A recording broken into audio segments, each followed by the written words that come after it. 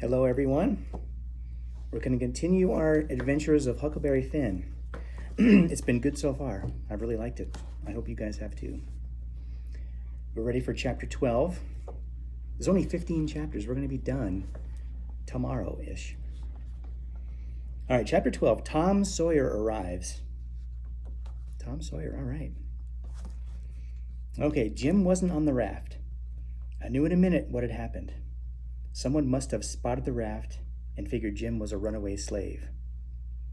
Whoever it was had probably taken Jim into town to collect the reward. I felt terrible. Jim was my friend. And even though I knew slavery was legal and all, in my heart, I'd always hoped Jim would escape to a free state. Now, because he'd waited for me, because he was a loyal friend, he'd been caught. My mind was all a jumble. I knew it wasn't right to break the law, but I just had to save poor Jim. I got to thinking about our trip down the river and how Jim and I had been together for so long. I could see him sitting by me, singing and laughing and doing nice things for me.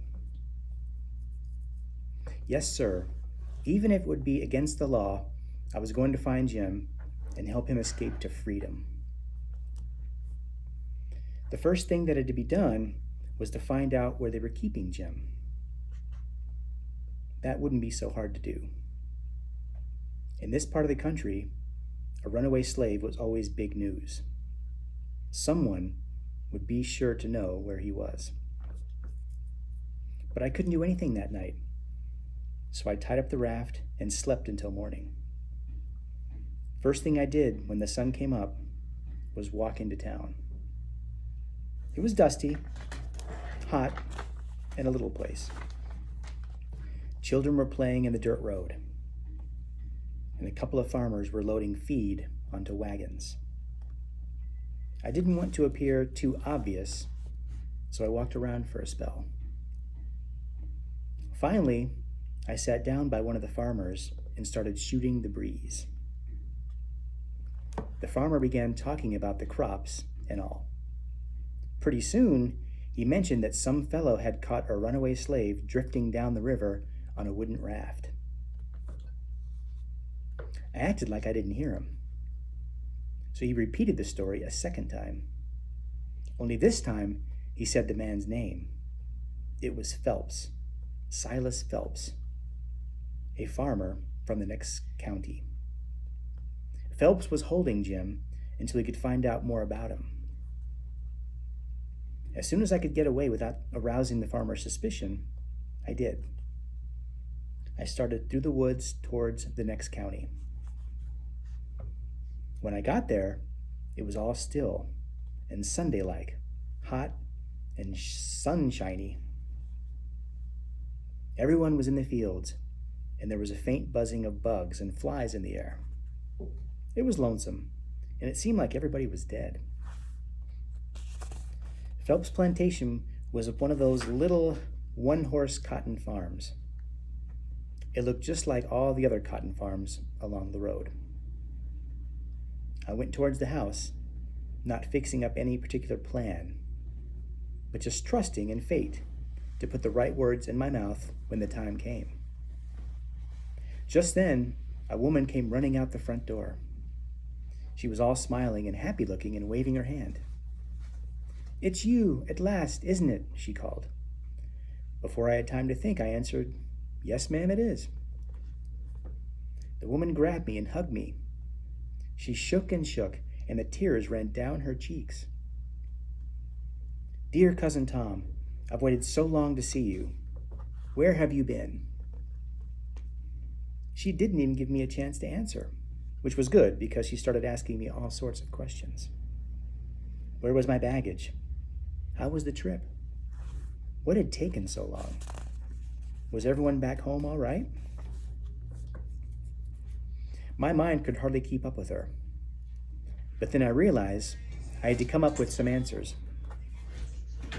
"My bags are at the depot, ma'am," I explained. "And the steamboat had engine trouble. That's why I'm late."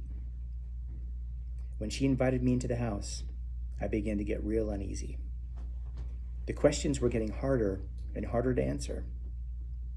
There were children all around, and she introduced me to each one as Cousin Tom. I wanted to get the kids to one side to pump them a little and find out who I was, but it was impossible. The woman just talked a blue streak. At one point, she referred to herself as Aunt Sally, so at least I knew what to call her. Finally, Aunt Sally stopped for a breath, but then she went back on. Well, here I am, running around this way, and you haven't told me a word about Sis or any of them. Now I'll rest a little and start up on your news. Just tell me everything about everyone. Well, I could see I was in trouble now.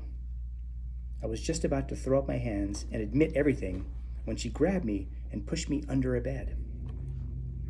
"Here he comes," she cried. "Hide under here and we'll surprise him." I was really in a fix now. Her husband was coming home and she wanted to surprise him. I had just one little glimpse of old Mr. Phelps when he came in. Then the bed hid him out of my view. Mrs. Phelps ran to greet her husband, asking, "Has he come?" "No," said her husband. "Goodness gracious," she cried. "What in the world could have become of him?" Then she led the old man to the window. While his back was turned, she stooped down at the foot of the bed and gave me a pull. Out I came. When Mr. Phelps turned back from the window, she stood, beaming and smiling like a house on fire. The old gentleman looked at me and asked, "Why, who's that?" Mrs. Phelps smiled and said, "Why, it's Tom Sawyer, that's who." I almost slumped through the floor. So that's who I'm supposed to be. Only my best friend in the whole world. The old man shook my hand again and again, and the woman laughed and cried at the same time. I was just as happy to find out who I was as they were happy to see me. For the next 2 hours, I answered all the questions they had asked about Aunt Polly, Sis, and Tom's half-brother, Sid. I was feeling pretty good.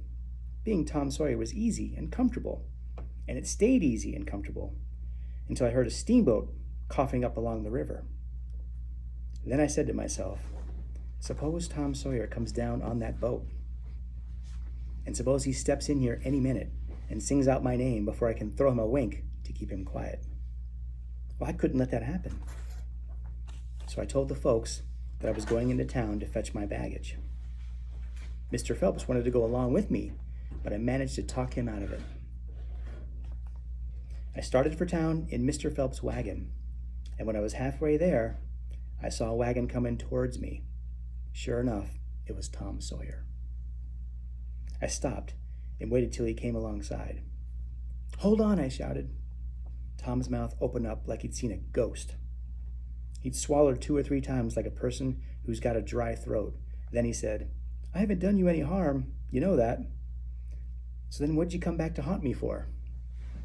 Tom really thought I was a ghost. He really believed I'd died in the river.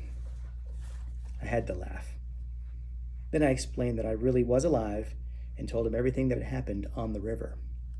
Then I told him why I was here. "I want to steal Jim away and set him free," I said.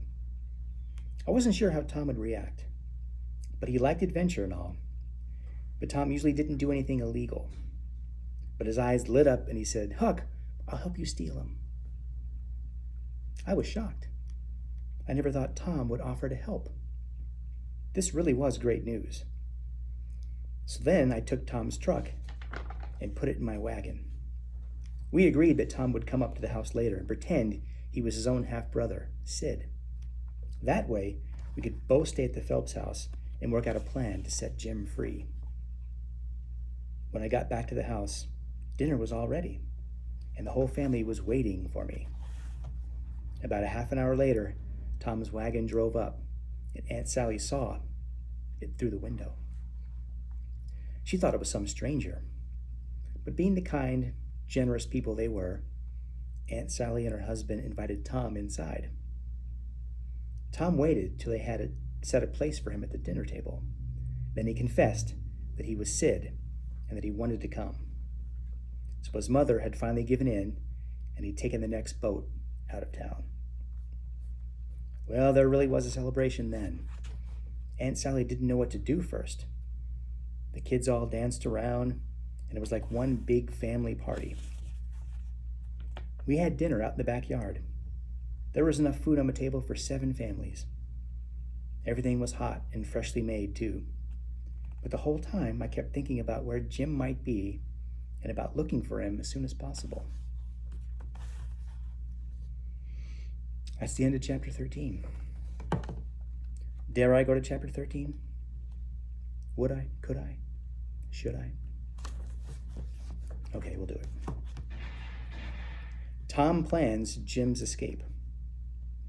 That night, Tom told me how everyone reckoned I was murdered and how Pap disappeared pretty soon after and had no